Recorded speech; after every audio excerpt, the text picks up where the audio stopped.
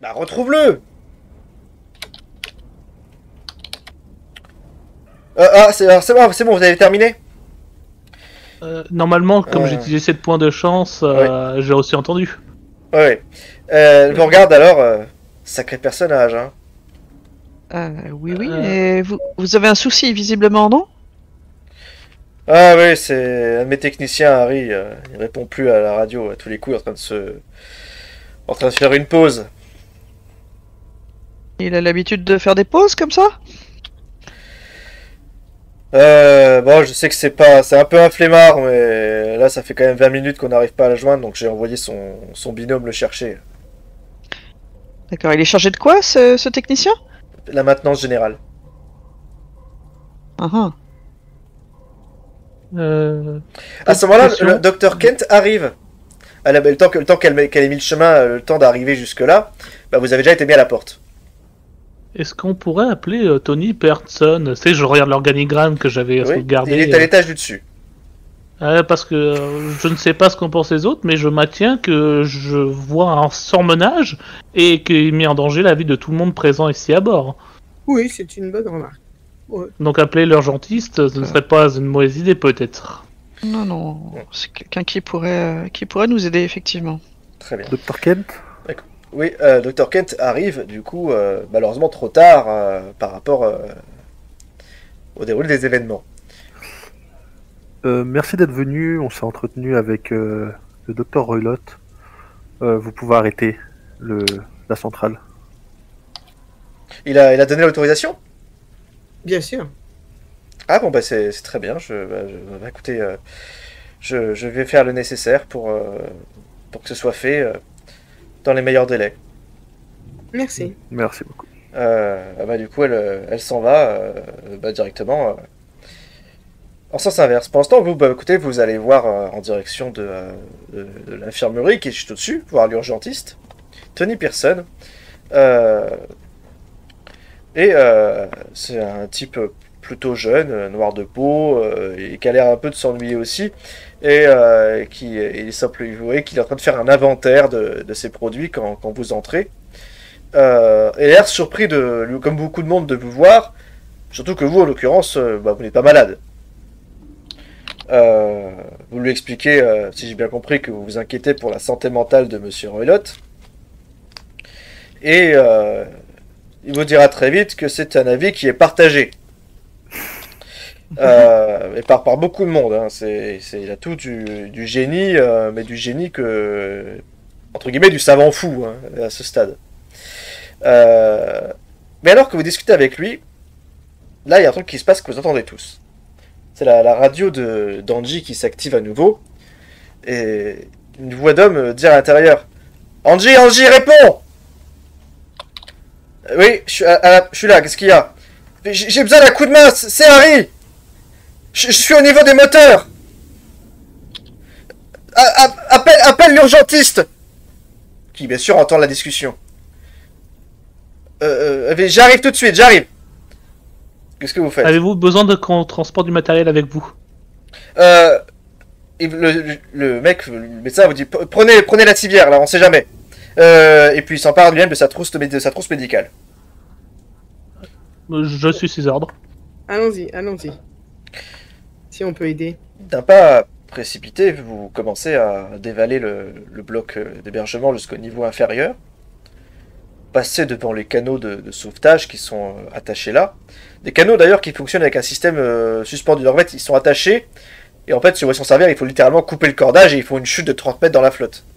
Mais c'est fait pour.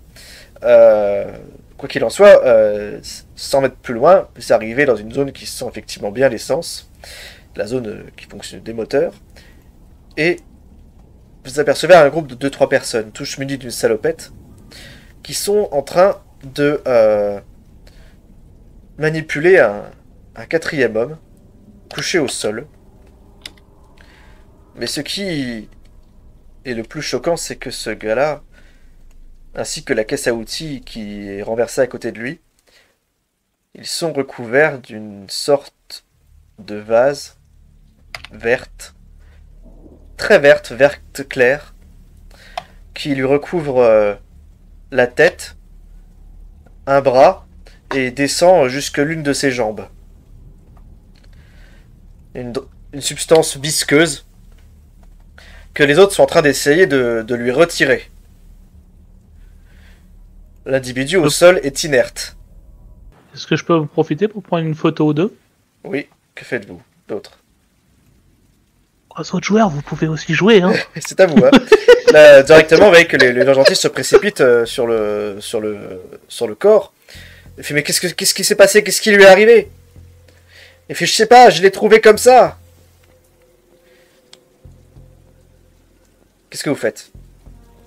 Je reste très prudent face à cette substance pour le moment inconnue. Je m'interroge. Qu'est-ce que ça pourrait bien être? Une sorte d'algue, peut-être. Vous voyez qu'il y a une personne qui a l'air plus... Il y a Nigel, qui jusque-là s'est fait très discret, l'agent de sécurité qui vous suit partout. Il a le réflexe de vomir par-dessus la balustrade en direction de la flotte, de l'océan. Quand il n'a pas l'air de supporter les substances visqueuses. Ça ressemble à une algue alors ou pas? Pas vraiment une algue, non, qu'est-ce qu'on pourrait dire comme exemple? Imaginons une sorte de slime. Tu vois, un truc visqueux comme ça, verdâtre. Bah, la personne, elle a pas la peau corrosée, enfin, pas corrodée, pas en sang, par rapport à là où c'est dessus. Non, fais-moi un test de premier soin éventuellement, alors que tu t'approches du corps. Qu'est-ce que tu fais en fait? Parce que tu vois que la vase le recouvre, je dis, à plus de 60%. Et c'est censé... Je m'interroge et je me dis que c'est censé venir de l'océan.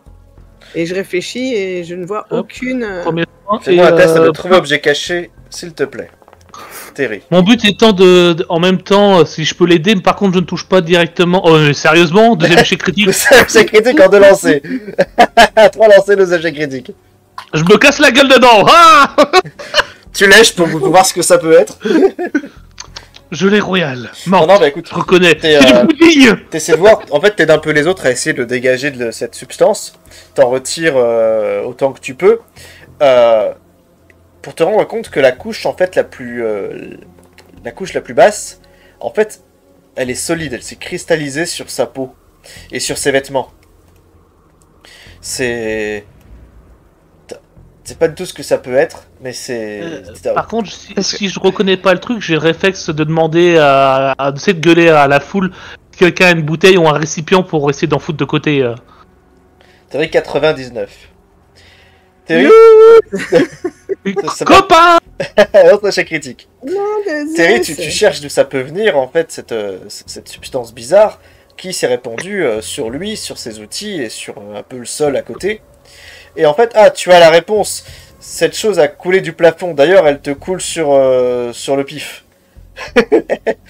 Ah, mais c'est deg. Ça vient de te couler dessus. Mais ça vient de là-haut. Ça coule d'un tuyau. D'un joint. Par contre, Terry... ça brûle. Ça te brûle, ce truc. Ah, mais je l'enlève immédiatement. J'essaie de trouver de l'eau. T'essaies de prendre de l'eau, un jet d'eau... qu'un tuyau d'arrosage, un truc qu'on peut utiliser pour nettoyer la zone. Mais en fait, tu t'en fous partout, mais putain, ça s'enlève pas. Ça colle. T'essaies de te le retirer à l'eau, tu n'y arrives pas. Avec un tissu? Le tissu colle effectivement et adhère à la substance. Mais en fait, t'as l'impression qu'il s'étale également sur le tissu dorénavant.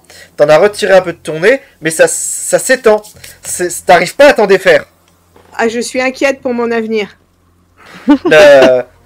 Qu'est-ce que Est-ce qu'on arrive à voir dans cette substance s'il y a des choses qui bougent, si c'est vivant ou pas? Difficile à dire comme ça, il y a beaucoup d'agitation, les gens commencent un peu à paniquer. La substance, effectivement, a l'air de s'étaler.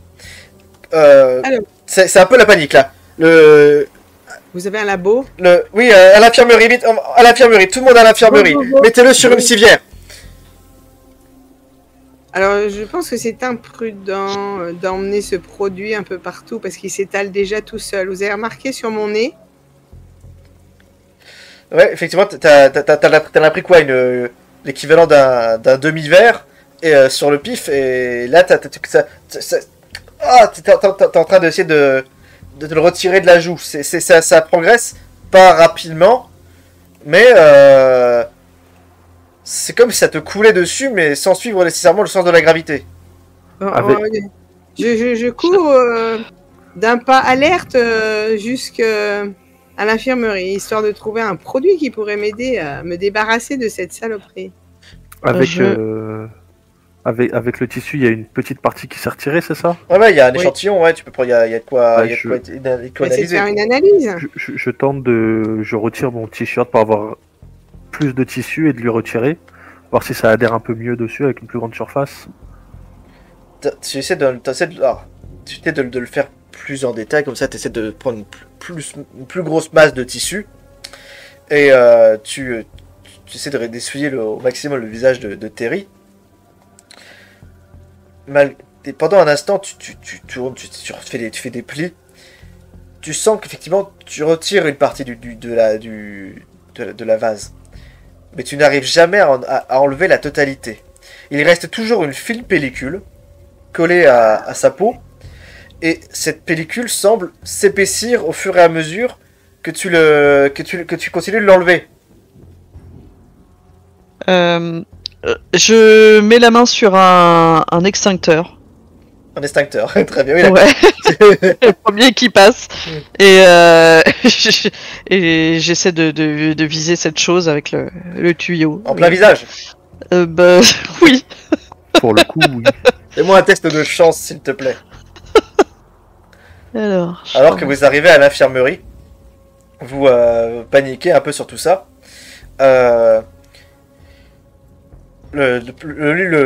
Pendant que tu cherches une solution à toi qui cherches un extincteur et tout, l'urgentiste lui est en train d'essayer de retirer la vase de Harry à la spatule en essayant d'en enlever le plus possible. Sachant qu'avec mon échec critique, je suis omnibulé à l'aider, quoi. C'est ça. Alors, tu me fais ton test, comme je te disais, de chance. La chance, elle est tout en bas, c'est ça aussi? Elle est juste au-dessus des points de vie. Pourquoi je la vois pas? Ah oui, pardon. Et pendant ce temps, les autres, vous allez me faire un nouveau test de écouter. Je le fais pas, moi, on est d'accord. Hein. Déco. Tu peux me le faire, mais avec une difficulté majeure dans ce cas-là. Ok.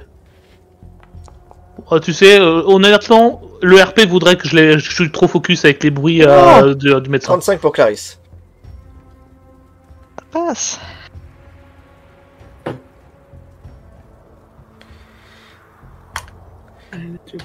J'ai un succès pour Clarisse.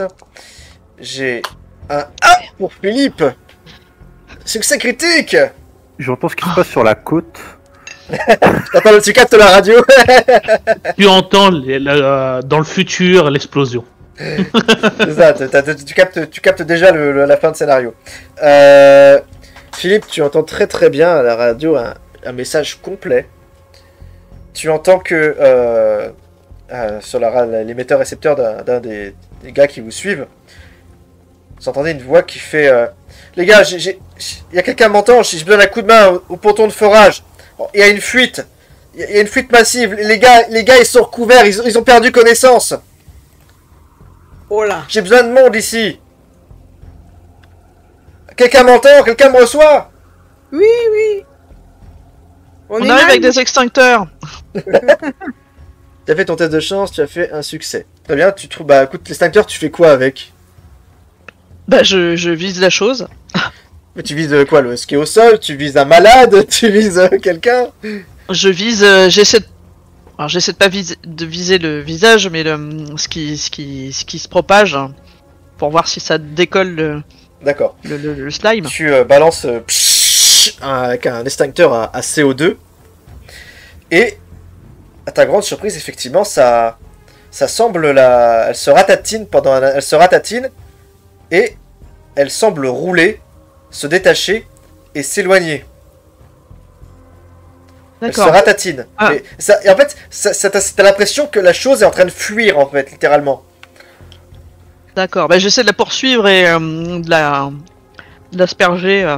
Tu continues d'asperger la vase pendant quinzaine de secondes. Après quoi, elle est complètement ratatinée, elle a perdu en masse, et elle devient inerte au sol.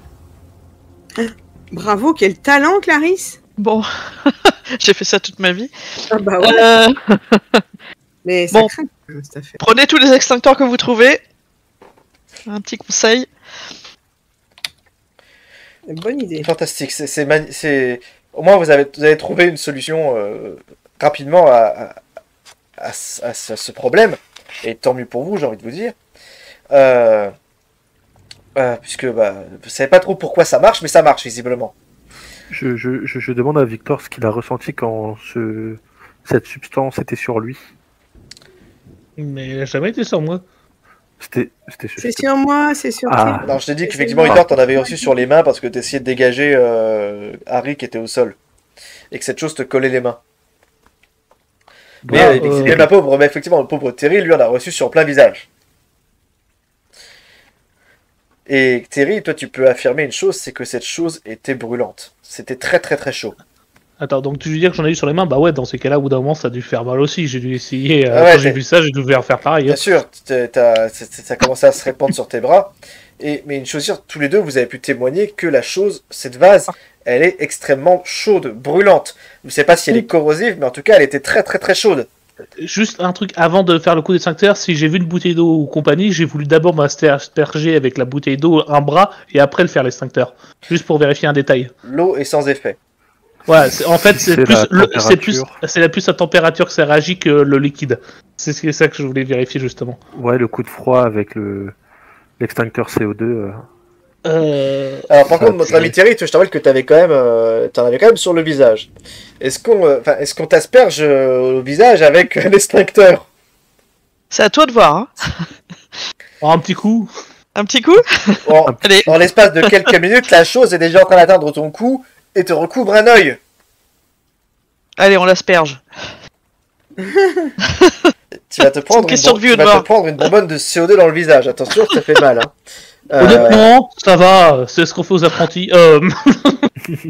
Si vous subissez... Je vais pas le dire, merde. Si vous subissez tous les deux cette opération, du coup, Terry et Victor, je vais vous demander de me retirer un des 4 points de vie, parce que, évidemment, les extincteurs à CO2 projettent un gaz qui est extrêmement froid, et qui vous infligera des blessures.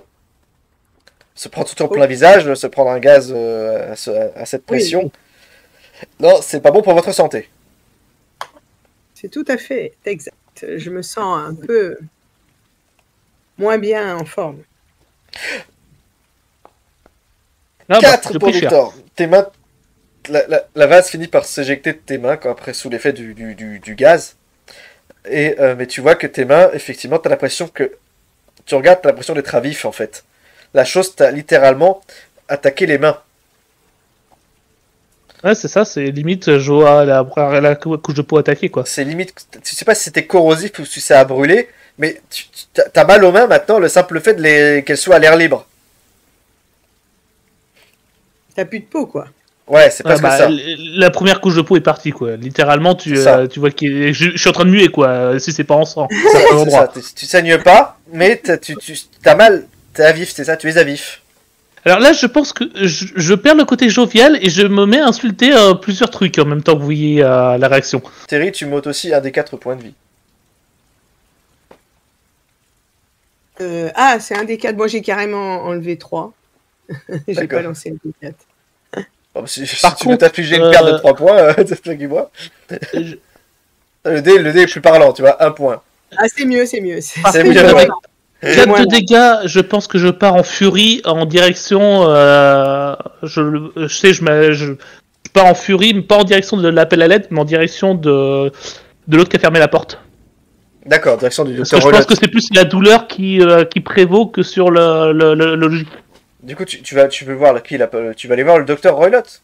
Ah, je veux défoncer sa porte et je veux le traîner là-bas.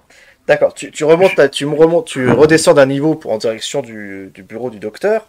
Je l'accompagne. Alors que tu aperçois qu'il y a des gens qui arrivent avec des civières qui transportent d'autres malades, d'autres gens recouverts de vases, tous avec les salopettes, les tenues de travail. et qu'il les Je dépose. leur crie au passage extincteur pour retirer cette merde et je continue mon avancement. Hein. Très bien. Mais tu sais, à chaque fois, t'as le mot à chaque fois insulte. Le docteur n'est pas dans son bureau. Les gens, t'entends les gens se saisir d'extincteurs. Et tu remarques par contre que les extincteurs à mousse ne sont sans effet. Ah, vraiment le CO2. Si j'ai encore la conscience de leur signaler ça, oui. Mais je pense que si je peux rentrer dans la salle du docteur, enfin, de Glissman, non, Glossman. Bref, je vais foncer sur le PC s'il est allumé, quoi. Alors, le bureau est fermé à clé toujours. Ça, c'est pas pour longtemps, il y a un extincteur dans le coin. Bah Tu fais retirer l'extincteur, tu peux essayer de défoncer la serrure avec. Notez qu'il y a quelques agents de sécurité qui investissent le bloc d'hébergement, qui sont effectivement un peu emmerdés parce que il y a un incident et leurs armes ne servent à rien. Azote liquide, tout ce qui refroidit à mort, trouver ça marche. On n'a pas ce genre d'équipement ici. Et les extincteurs, ça sert à quoi en dehors de la mousse? Oui, mais il y en a pas. On a les trucs de refroidissement, vous allez pas vous faire croire qu'il n'y a pas de l'azote liquide là-dedans. On n'a pas d'azote liquide, moi je sais pas, on n'a pas besoin de ça pour travailler. Enfin, des extincteurs, il y en a quelques-uns, il y en a un ou deux à chaque étage. Mais Alors, votre meilleur ami, c'est les gens de la maintenance qui pourront eux vous dire qu'est-ce qu'il peut utiliser de très froid, parce qu'il y a forcément des choses qu'on utilise pour refroidir ici. Allez chercher, c'est votre meilleur ami, c'est vos armes. Chercher, enfin, a priori, à part les extincteurs, si, il y a les bacs à glaçons de la cuisine. Bah voilà. Mais du coup, on va pas se trimballer avec des sacs de glaçons. C'est comme je t'ai dit, limite, je suis en train de faire ça pendant que j'essaye de défoncer la porte, quoi. Voilà. Bon, là, tu fais sauter le loquet, enfin, avec la poignée, en donnant un grand coup d'extincteur dessus.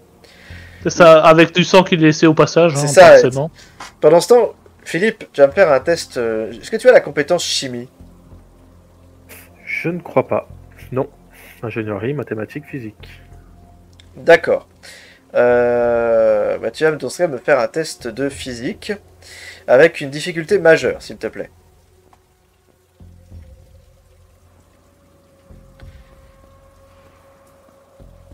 Alors que tu tentes de percer le secret de cette étrange substance.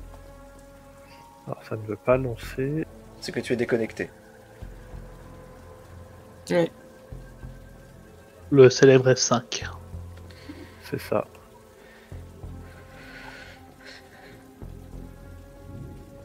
Alors, je disais, en tout cas pour y arriver pour Victor, tu casses la... Ah, c'est bien, bravo. Excellent. Tu casses la porte du docteur Roylott. Tu arrives dans son bureau aussi austère que la dernière fois que tu es venu. Et en fait, quand tu arrives à son bureau, tu as un mouvement de stop, que tu comprends pas trop ce que tu vois. Mais l'ordinateur, l'écran de l'ordinateur est fissuré. Et même pire que ça, tu remarques que les câbles au sol ne sont même pas branchés.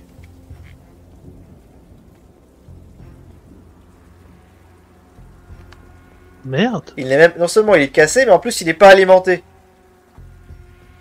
Je me souviens s'il était alimenté ou pas. Vous n'avez pas vu ce côté t'as pas vu le bureau de ce côté-là. Mais je touche le PC, la tour, parce que s'il y a une tour ou un truc comme ça, ouais, je touche le PC pour voir s'il est chaud. Il est froid, totalement froid. Est-ce que Philippe il m'a suivi ou pas du coup? Philippe, je disais que du coup ton test oui. était justifié par une analyse que tu pouvais effectuer de la vase pour essayer de voir ce que tu pouvais en tirer. Alors que la plupart des gens effectivement sont là en train de chercher des extincteurs pour essayer de peut-être réussir à repousser une partie de la vase telle qu'elle se répand. Au cours de cette analyse, non seulement tu apprendras que visiblement tout le ponton de forage est infesté, il y en a partout sur les sols et sur les murs, en plus de l'équipe de forage qu'on a ramené en catastrophe. et avec pas mal de membres d'équipage qui en ont sur leurs vêtements, etc. Puisqu'ils ont sorti leurs camarades de la pièce. Toi, pendant ce temps, tu essaies de prendre toutes les précautions pour faire quelques tests dessus. Déjà, avec ton magnifique succès de 14, tu confirmes que la vase, elle est très chaude, elle est à 50 degrés Celsius. Très exactement. Ce qui vient du coup confirmer que cette chose ne doit pas apprécier les températures basses. Voire les températures inférieures à 0 ont l'air de lui faire beaucoup d'effets. Ensuite, tu remarques assez vite que cette chose, elle est en permanence attirée par les sources de chaleur. À tel point que tu te demandes si elle n'est pas capable de se déplacer de son propre chef. Mais toujours en direction d'une source de chaleur. Enfin, elle contient non seulement des composés organiques, mais également une part importante de silicium. Elle est mi-organique, mi-minérale. Ouais, un mélange des deux. Ok.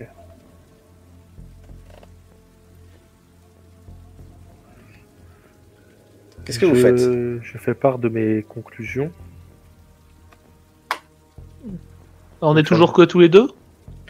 Oui, enfin, vous allez venir entre les deux niveaux, il n'y a qu'un escalier à monter et descendre. Okay. Non, parce que concrètement, si Philippe il était là quand quand je me suis rendu compte que le PC était froid, il me voit le visage décomposé passer de la douleur à l'incompréhension et juste dire, il faisait semblant, le PC est froid. Et je me mettre à fouiller sur tout ce qui est PC, enfin pas ce qui est PC, mais c'est regarder les tiroirs s'il y a quelque chose en mode frénétique. Oui, alors tu fouilles les tiroirs à la recherche d'informations. Tu trouves là, c'est limite, c'est plus la peur qui est sur le visage. Tu trouves des rapports venant du Dr Kent, dans laquelle elle fait état de vives inquiétudes à l'égard de l'état du réacteur nucléaire, lequel risque une surcharge et donc une entrée en masse critique. Ces rapports datent d'il y a déjà 1 mois. Et il lui a donc été adressé. Il les a simplement rangés dans son bureau. Ouais.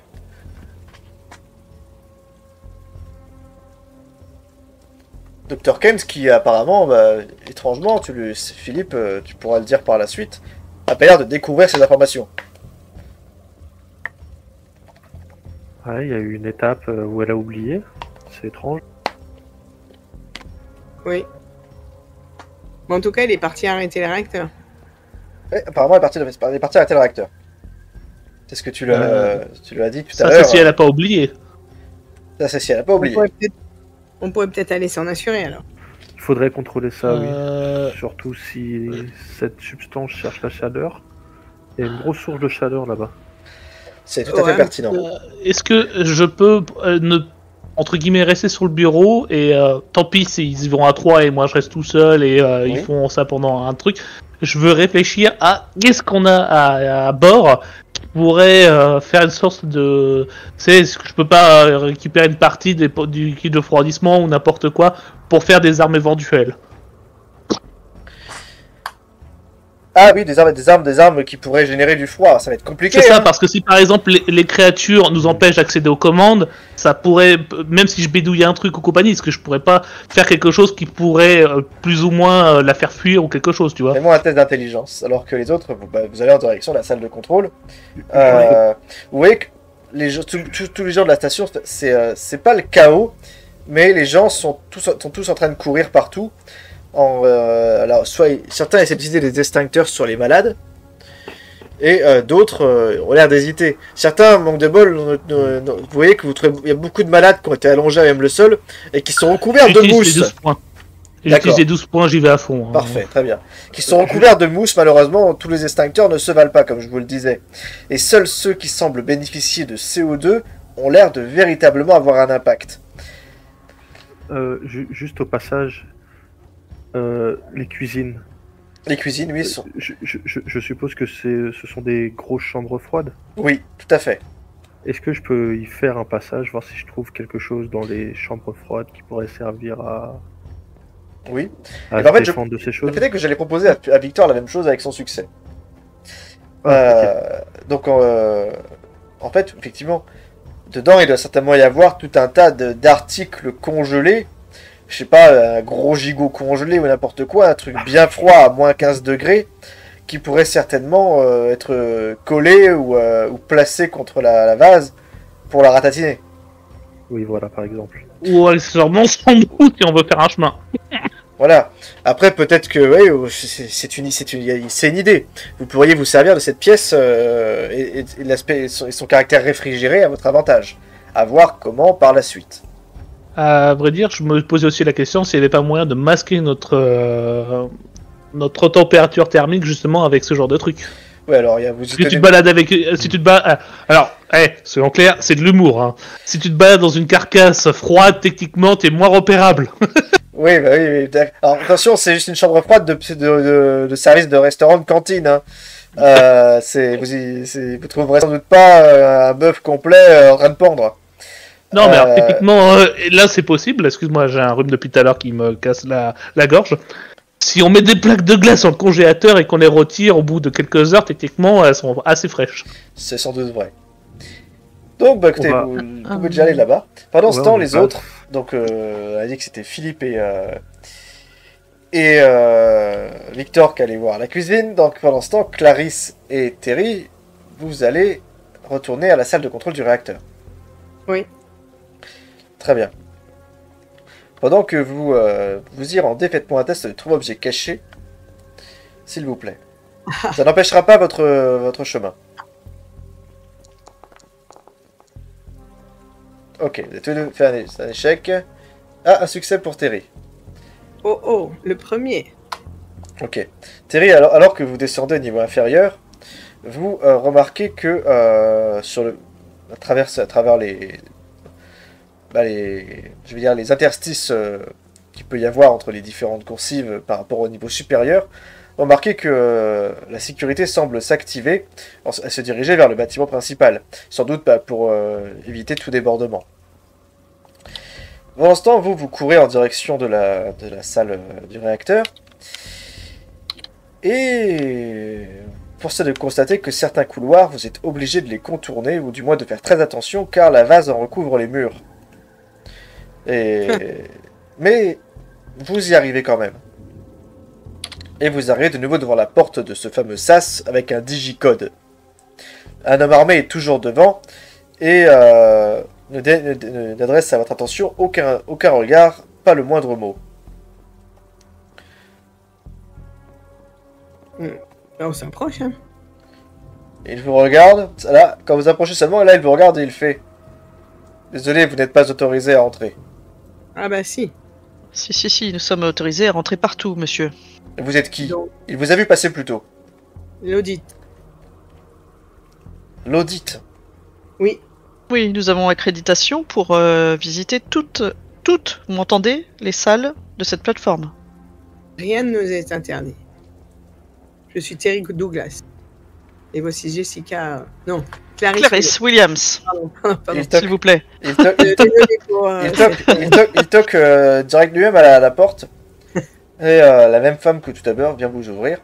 Et fait bonsoir, qui êtes-vous? Les auditeurs. Nous venons... Des auditeurs? Mais c'est quoi cette histoire? Nous venons vérifier que le réacteur nucléaire est bien arrêté. Doit être arrêté. C'est un ordre... Docteur Kent, je crois qu'il y a un problème. Vous pouvez venir voir, s'il vous plaît? C'est un ordre du docteur Roylott. Docteur Kent arrive et... Elle vous regarde, elle fait mais... Attendez, Docteur Rollot, vous êtes qui en fait, vous? Comment êtes-vous arrivé ici?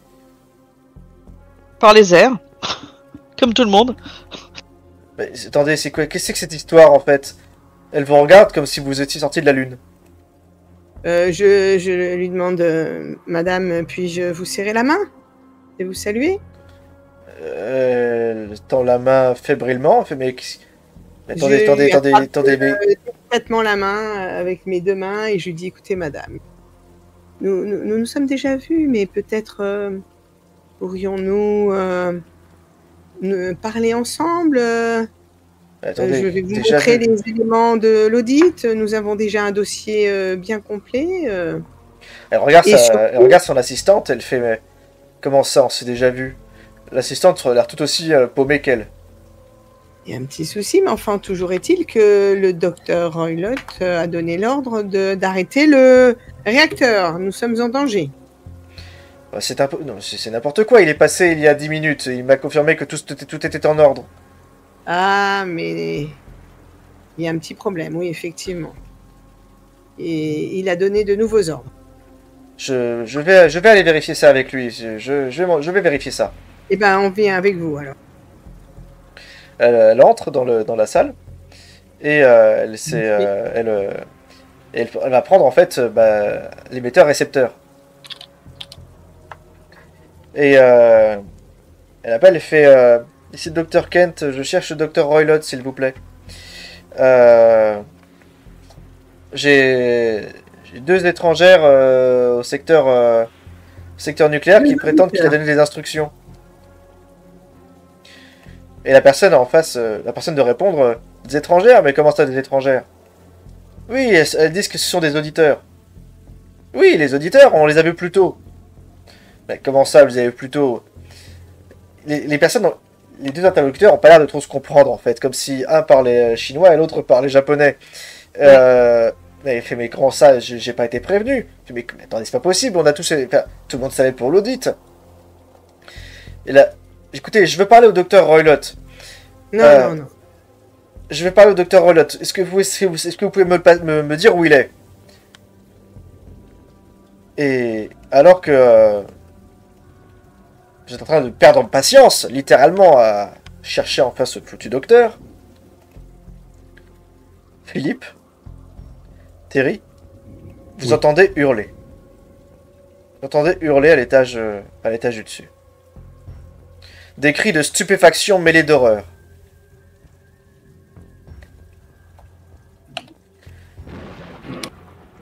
Vous remontez voir ce qu'il se passe. Et vous voyez que quand vous arrivez en haut de l'escalier, il y a plusieurs personnes qui elles, en fait, sont en train de reculer. Elles marchent en arrière. Et vous apercevez très vite ce qui les effraie tant. Il y a 4 hommes d'équipage qui, encore recouverts de vases, avancent dans leur direction. La vase a recouvert la quasi-totalité de leur corps, à tel point que leur visage semble avoir disparu. Comme si vous aviez devant vous un homme gelé, un homme de gelée. Pour les parties en tout cas qui sont recouvertes. Selon l'intensité de la lumière, vous avez même l'impression de pouvoir voir à travers. Les gens reculent en stupéfaits, pour certains tétanisés au point de ne pas pouvoir crier. À ce moment-là, les rafales de coups de feu commencent à pleuvoir.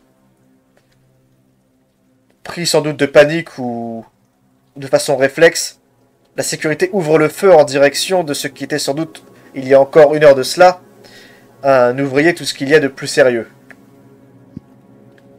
Que faites-vous, tous les deux? On arrive à voir l'effet que ça a, les balles sur ces créatures. La force cinétique des balles semble les faire basculer, mais ils se redressent quasi dans les secondes qui suivent. Ça me conforte plus dans l'idée d'aller chercher quelque chose dans cette chambre froide. Alors, vous en revenez, donc je considère que vous avez pris quelque chose. Ok, je pensais qu'on était en chemin. Très bien. Je considère que vous en revenez. Qu'est-ce que vous faites, tous les deux?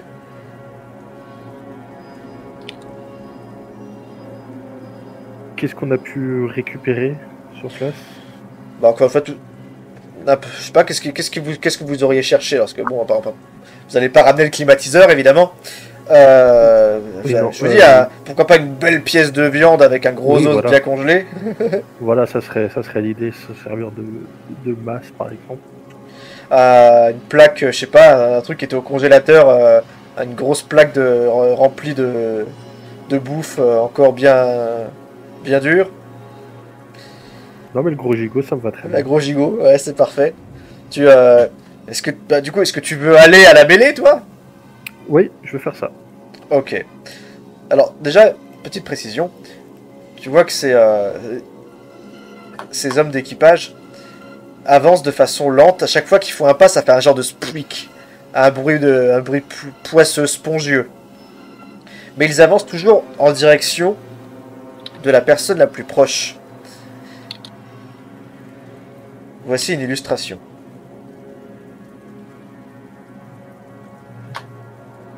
N'hésitez pas à recharger si vous ne la voyez pas.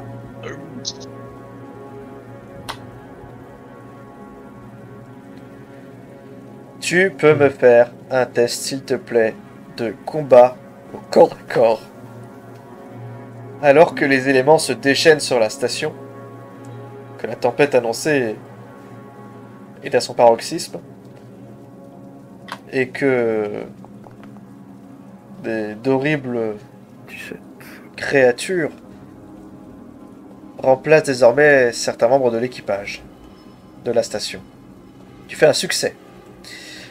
Tu donnes un violent coup de gigot, genre jamais cru ça de dire de ma vie, un violent coup de gigot sur l'un de ces êtres. Tu me fais un jet de dégâts. 1 des 2-6 plus 2. Donc le gigot fait 1 des 2-6 plus 2 de dégâts, on le sait maintenant.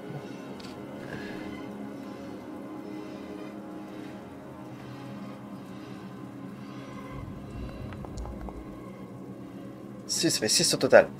Tu donnes un violent coup sur un pauvre gars, qui aujourd'hui ne semble plus être maître de ses mouvements. Et tu fais voler une partie de la vase contre le mur. Tu en déloges une bonne partie, alors que tu fous quand même un sacré coup à ce gars-là. Tu ne sais pas s'il est encore en vie ou pas en dessous. Mais une chose est sûre, avec le coup que tu viens de lui filer, il n'est pas prêt de reprendre possession de ses esprits. Fais-moi un test de chance, s'il te plaît, alors que tu es au corps à corps.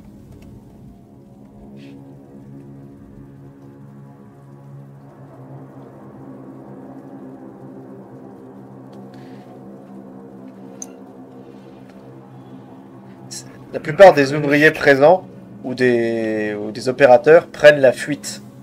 C'est la débandade. Ils se précipitent tous vers les escaliers pour s'enfuir. Certains, plus courageux, s'équipent d'outils. 50 sur 50. T'as succès. Tu remarques de justesse que un deuxième était sur le point de te saisir le bras, sans doute de manière à propager toujours plus la vase. Tu recules de justesse alors que d'autres arrivent, eux armés de clés à molette, d'outils plus conventionnels, qui font leur effet. Ils frappent à la force du désespoir, les aident à combattre, repoussant les créatures des fois sur quelques mètres. Tu aperçois alors qu'un gars, et d'ailleurs Terry, tu le vois s'approcher vers toi. L'un d'entre eux a la veste couverte de vase. Il commence à paniquer. Qu'est-ce que tu fais? Il s'est dit non, je veux pas finir comme ça. Ah! Et qu'est-ce que tu fais, Terry? Ah non, c'est Terry. Non, c'est qui? C'est Terry ou c'est Victor? Victor, pardon, c'est Victor qui est resté. Excuse-moi, non. Ah d'accord, c'est moi que tu parlais. Oui, c'est Victor. Pardon, Victor. Un gars qui se précipite vers toi, tu vois que ça, il a de la vase sur la veste. Je lui gueule, va la jambe froide. Ta pauvre, va la jambe froide. Tu fais-moi un test de persuasion alors qu'il est paniqué en fait. Ouais, c'est ça, mais qu'on soit d'accord, je laisse pas m'approcher. Ou alors, au pire, si je vois qu'il me touche, je fonce à la jambe froide aussi. Alors, persuasion, je cherche. Merde, c'est Custode. C'est deuxième colonne en bas, je crois, normalement. Ah, c'est... Ah ouais, bon d'accord, on va aller ensemble alors. Non, j'échoue, lamentable. Bon, ouais, vas-y, 2 points de chance pour j'en suis. On se dit qu'avec la chance. Ok. Tu dis pas, vas-y, me touche pas surtout. Il se Ne, précipite, ne propague pas ça et va à la chambre. Touche les surfaces froides. Bah, c'est ce que je lui gueule, il quoi. se précipite sans réfléchir. Peut-être tu lui dis ça, et il t'obéit sans même savoir peut-être pourquoi il t'obéit, mais il fonce vers la chambre froide. Et tu espères qu'il ne va pas s'y enfermer. Un détail après l'autre. Il se précipite, il t'obéit pour son... T'as l'air de savoir ce que tu dis, donc il t'obéit. Voilà. Par contre, j'ai une simple question. Théoriquement, j'étais toujours dans le bureau du docteur. Oui, mais les choses se répandent dans le bâtiment. Ouais, non, mais est-ce que pendant que j'ai fini de fouiller et réfléchir, Oui. j'avais trouvé un autre talkie-walkie ou genre de choses? Non, il n'y avait pas d'éléments de communication dans son bureau. D'accord. Et le PC, question bête, tu m'as dit qu'il était fissuré. Le brancher pour appeler les secours, ça me paraît pas le meilleur des plans. Bah, tu sais quoi, je pense que je vais suivre le mec une fois que j'ai dit qu'il va à la chambre froide, je le suis, tout simplement. Très bien. Si je vois que j'ai rien d'autre à faire, c'est ce que je vais faire. Par contre, si je trouve des plaques sur la route, tu sais, des panneaux en métal, je pense que je les prends avec moi pour faire bouclier et aussi pour le ramener là, dans la chambre Fais-moi un froide. test de écouter alors que tu sors du bureau. Deux petites secondes, excuse-moi, il faut juste que je le... C'est celui-là. Ah, Je n'entends que Pouic. D'accord. Tu t'éloignes de là. Retournons un peu au réacteur nucléaire, où on était toujours à la recherche du docteur Roylott, savoir où est-ce qu'il pouvait bien se passer, ce qui se trouvait. Et cette discussion lunaire entre le docteur Kent et vous ne savez pas qui. L'instant d'après, c'est une voix qui résonne dans toute la station, qui du coup vous ne pouvez pas louper. Elle vient par tous les interphones, par tous les effets sonores. C'est la voix de David Stahl. Vous vous souvenez bien sûr de qui est David Stahl, Mhm. Responsable de la sécurité. de la sécurité. Je vous le raffiche pour le plaisir. Vous entendez sa voix insupportable, laquelle déclare que tout le monde doit regagner immédiatement sa cabine. À partir de cet instant et jusqu'à nouvel ordre, la loi martiale est décrétée à Devil's Hall. Toute personne qui se promènera sans autorisation sera abattue, à vue.